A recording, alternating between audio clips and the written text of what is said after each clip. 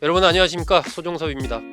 미국 정부가 지금 시끌시끌합니다. 미국 정부의 외교안보 고위 인사들, 뭐 부통령이라든지 국무장관이라든지 이렇게 다 들어가 있는 단톡방이 있는데, 그 단톡방, 외교안보의 고위 인사들만 들어가 있는 아주 비밀스러운 단톡방인데, 거기에 실수로 마이크 왈츠 백악관 국가안보 보좌관이 기자를 초청을 한 겁니다. 그래서 그 단톡방에서 주고받은 각종 대화들, 이런 것들이 이제 언론에 보도가 되면서 미국이 시끌시끌한 겁니다. 미국에서는 이 해당 SNS 이름을 따가지고 이제 시그널 게이트다, 이렇게 부르고 있습니다. 오늘 이 사건 좀 자세히 한번 알아보겠습니다. 기획취재부의 이현우 기자와 함께합니다. 자, 이현우 기자, 이게 뭐 사실 이렇게 중요한 비밀스러운 것을 논의하는 고위 인사들만 들어가 있는 방인데, 네. 거기에 특히 기자를 초청을 했다. 뭐 실수긴 하지만 이게 참 황당하고 좀 어처구니 없는 그런 사고가 아닌가 싶습니다. 어떻게 된 겁니까? 네, 사실 이제 미국 내에서도 처음 보도가 됐을 때도 네, 이 정말 맞나 하면서 논란이 좀 있었다고 하는데요. 그 정도군요. 예, 사실 왈츠 보좌관이 이 시그널이란 메신저로 고위 관료들 채팅방을 개설을 했을 때 네, 이제 실수로 이제 미국 시사지에 애틀랜틱이라는 시사지가 있는데 여기에 제프리 골드버그 편집장을 초대를 했다고 합니다. 아, 사실은 원래 이 사람이 아니라 이름이 비슷한 다른 관료가 있었는데 네, 이제 잘못 보고 제대로 아. 확인 안 하고 초대를 했다는 건데요. 네, 실수를 한 거군요. 예. 문제는 이 방에서 이제 굉장히 예민한 예멘 후티 반군에 대한 반격 공습 논의 등 이제 군사 기밀 사항이 논의가 됐었다는 건데요. 이 방에는 이제 제이디 벤스 부통령부터 네, 마코 루비오 국무장관, 피트 헤그세스 국방장관, 그리고 털시 게버드 국가정보국장과 존 레클리프 CIA 국장 등 이제 미국 안보 관련 핵심 고위 인사들은 이제 트럼프 대통령을 제외하면 모두 들어와 있었다, 이렇게 확인이 됐습니다. 그러네요. 부통령, 국무장관, 국방장관, 뭐 CIA 국장, 정말 거기서 어떤 내용이 논의됐을지 상상만 해도 탑 시크리트들이 다수 거기서 얘기가 됐을 것 같아요. 네, 그러다 보니까 이제 당연히 이 애틀랜틱이란 매체는 이걸 대서특필을 했고요. 그 기자가 잘못 초대한 거 아닙니까? 이런 얘기 안 하고 그냥 그거 해서 다 그걸 네, 저기 그렇습니다. 캡처해갖고 저기 했군요. 이제 미국 내에선 어마어마한 논란에 지금 휩싸인 상황입니다. 네. 근데 이게 또 트럼프 대통령이 이 누출 사건이 벌어진 다음에 바로 이제 왈츠 보좌관은 좋은 사람이다, 이렇게 이야기를 하면서 아하. 뭐 이 방에서는 대단한 기밀이 뭐 누설이 되고 그런 일이 없었다고 이제 바로 두둔을 했습니다. 별거 아니다라는 식으로 예. 트럼프가 끼어들었군요. 근데 문제는 이제 이 방에서 나눴던 세부 대화 내용들이 점차 공개가 되다 보니까 네. 이제 여기서 어떤 전투기가 어느 사령부에서 이제 몇 시에 출격을 했다, 이런 세부적인 군사작전 기밀까지 노출이 된 게 이제 걸려들게 됐습니다. 네. 원래 이런 작전 시간이나 뭐 전투기의 재원, 출격 장소 등은 굉장히 이제 보안이 굉장히 치밀하게 이루어져야 할 기밀 사항인데다 네. 일반 메신저에서 절대 다룰 수 없는 대화로 지금 이제 미국 법에서도 규정을 하고 있거든요. 아, 그래서 원래는 이제 전자기기 사용이 안 되는 이제 오프라인 논의만 하도록 또 이제 지정 장소도 또 있습니다. 워낙 비밀스러운 내용이니까 특정한 장소에 모여서 메신저 말고 이렇게 목소리로 그냥 사람끼리 모여서 논의하게 돼 있군요. 예, 그래서 이런 곳을 이제 보안 구획 정보 시설이라고 부르는데요. 여기서는 스마트폰은 물론 모든 전자기기의 사용이 금지돼 있고요. 그리고 뭐 도청 장치가 혹시 들어올 수도 있기 때문에 네. 전자기기 자체가 이제 방해 전파를 보내가지고 사용이 안 되도록 재밍을 한다고 합니다. 네. 그래서 원래는 여기서 관료들이 모여서 오프라인 회의만 전개를 한 후에 회의 내용도 모두 기밀 처리를 해야 하는 그런 상황이었다고 합니다. 네. 예, 이렇게 보안 규정을 어기다 보니까 상당히 이제 논란이 됐었고요. 또 하나 문제는 여기서 나온 내용 중에 이제 유럽을 다소 비하하는 내용까지 나오면서 예, 외교적 문제도 터졌는데요. 그런 게 그대로 다 보도가 됐군요. 예, 그렇습니다. 이 고위 관료들이 이야기하던 와중에 유럽 국가들에 대해서 이제 유럽 국가들은 뭐 안보나 방위비 문제에 있어서 한심하게 무임승차하고 있다, 이런 표현이 나왔습니다. 네. 이제 미국이 이제 유럽에 대해서 상당히 비아냥대는 내용이 공개가 되다 보니까 또 여기에 대해서 유럽연합을 비롯해서 각 유럽 국가들도 엄청나게 반발을 하고 있는 상황이라고 합니다. 트럼프 정부의 그 수준이 그냥 적나라하게 또 드러난 이런 하나의 케이스가 아닌가 싶습니다. 이 뭐 실수라고는 하지만 내용 자체가 여러 가지 비밀스러운 내용들이고 또 거기 참여해서 주고받은 사람들이 또 고위 인사들이다 보니까 더더욱 파장이 커진 거 아닌가 하는 생각이 좀 드네요. 이 시그널이란 메신저 이걸 왜 사용했을까? 그리고 왜 그런 식으로 논의를 했을까? 그것도 궁금하고 네. 원래 이 시그널이란 그 SNS를 트럼프 정부 관계자들이 좀 많이 썼었나 보죠? 네, 지금 시그널을 트럼프 행정부에서 굉장히 널리 쓰고 있는 것, 이것도 상당히 아이러니한 일로 지금 얘기가 되고 있는데요. 네.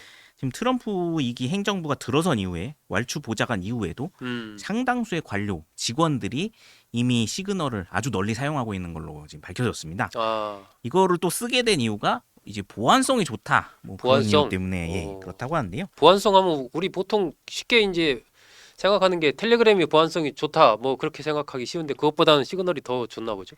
예, 텔레그램에 뭐 한계점이 있었던 걸 이제 뛰어넘어서 더 아하. 보안성이 좋게 만들어진 이제 메신저라고 합니다. 네. 원래 이 메신저는 시그널 테크놀로지 파운데이션이라는 곳에서 이제 2014년에 처음 만든 것이었는데요. 네. 그 당시에 이제 우리 돈으로 730억 원, 약 5천만 달러의 모금을 해가지고 네. 미국 내 IT 전문가들과 IT 기업들이 이제 정치적 편향성이나 아니면 이제 기업들의 입김에서 자유로운 네. 그리고 보안 안전이 좀 되는 이제 메신저를 따로 만들자. 아, 그런 입장에서 이제 비영리 업체를 세워가지고 만들었던 이제 보안 메신저라고 합니다. 미국의 보안 메신저군요.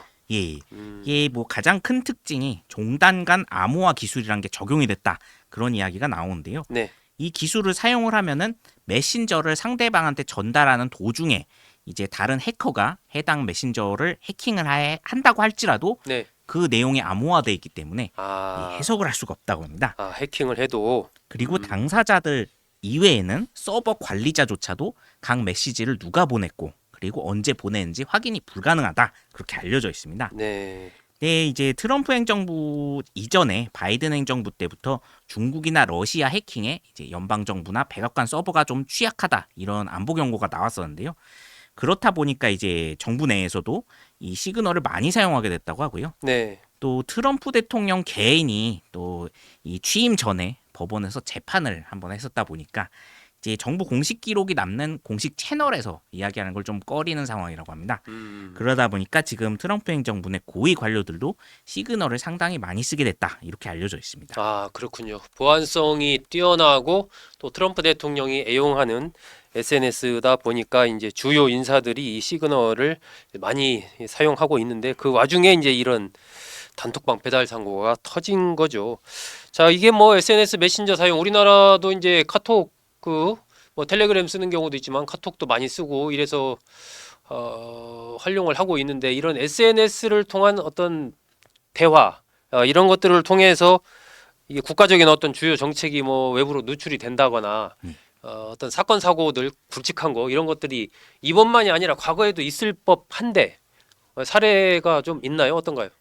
네, 사실 정말 지금도 각종 나라에서 이런 메신저 배달 사고나 SNS에 작전 노출이 돼가지고 네, 심각한 문제가 되는 일들이 종종 발생을 하고 있습니다. 네, 아주 대표적인 나라가 지금 우크라이나와 전쟁 중인 러시아가 있는데요. 네, 러시아가 지금 가장 많이 사용하는 메신저는 이제 텔레그램입니다.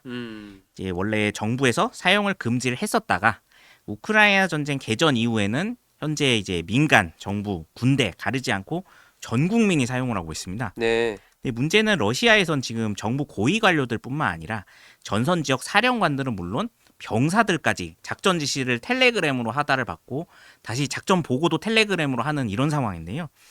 러시아 내부에서도 이 의존도가 너무 높다는 우려가 나왔었습니다. 근데 문제는 이제 지난해 8월 텔레그램의 최고 경영자였던 파벨 두로프라는 사람이 프랑스를 방문했다가 프랑스 경찰에 체포가 됐었습니다. 네, 그리고 이제 5일 동안 구금이 됐었는데요. 그 이후에 이제 상당히 많은 러시아의 군사 기밀이 이제 서방에 노출이 됐다 이런 이야기가 나왔었고요. 그리고 그때 마침 그 직후에 우크라이나군이 러시아 본토인 쿠르스크주를 기습 공격을 해서 많은 지역을 점령을 하기도 했었습니다. 그래서 이제 러시아에서는 텔레그램 사용을 이제 한동안 금지를 시키기도 했었는데 네. 아직도 이거는 해결을 못한 상황이라고 합니다. 아, 그렇군요. 사실 이제 SNS 보안 문제 또 이제 러시아뿐만 아니라 심지어 중동의 테러 조직들까지 여기 영향을 받고 있다고 하는데요. 이제 이스라엘군이 하마스와 교전을 할 때 음. 이스라엘군이 이제 하마스의 땅굴 위치를 찾았어야 하는데 네. 이걸 찾는데도 SNS가 굉장히 큰 힘을 발휘를 했었다고 아, 합니다. 땅굴 찾는데 어떻게 SNS가 역할을 했죠?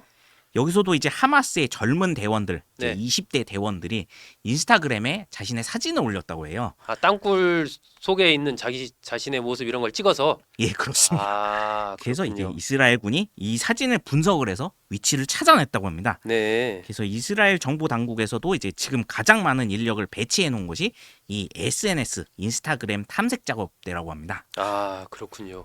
이게 요즘 뭐 어쨌든 각각 개인의 그 동선 부분도 뭐 우리가 보통 지하철 탈 때도 다 이제 카드 사용하다 보니까 어디서 타서 어디서 내렸는지 이런 거 다 알게 되고, 또 SNS 워낙 많이 또 사용하는 분들은 많이 찍어서 올리다 보니까 자신의 거주하는 데나 위치 이런 것들을 알 수가 있는데, 그런 부분들이 또 군사적으로도 굉장히 중요한 상황이군요.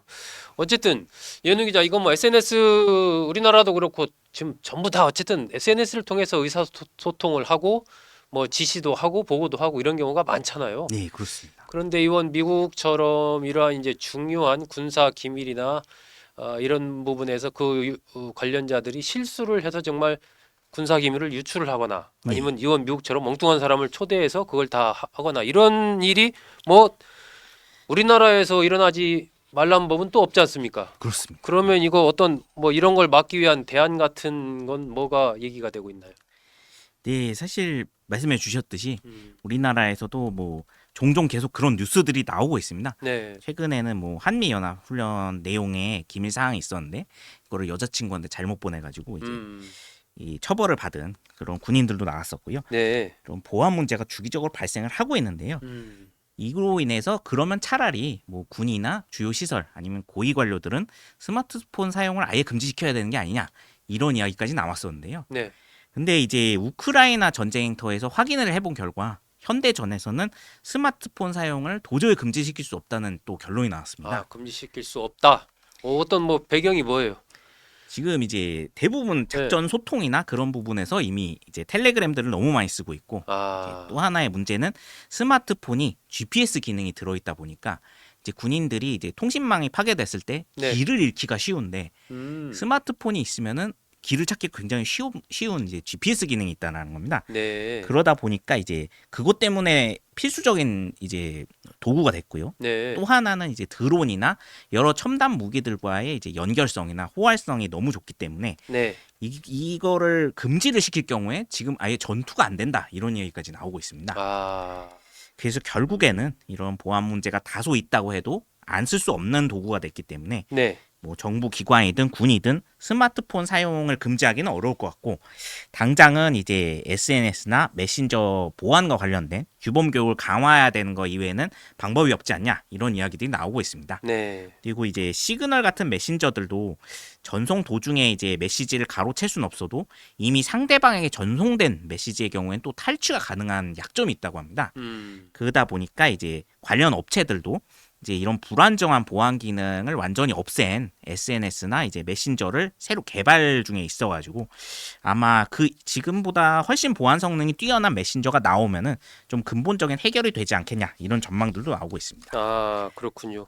뭐 그 아무리 보안 기능이 뛰어나다고 해도 이번처럼 그 엉뚱한 사람을 그 방에 초대를 하거나 이러면 사실 뭐 보안 그거 어쩔 수 없잖아요.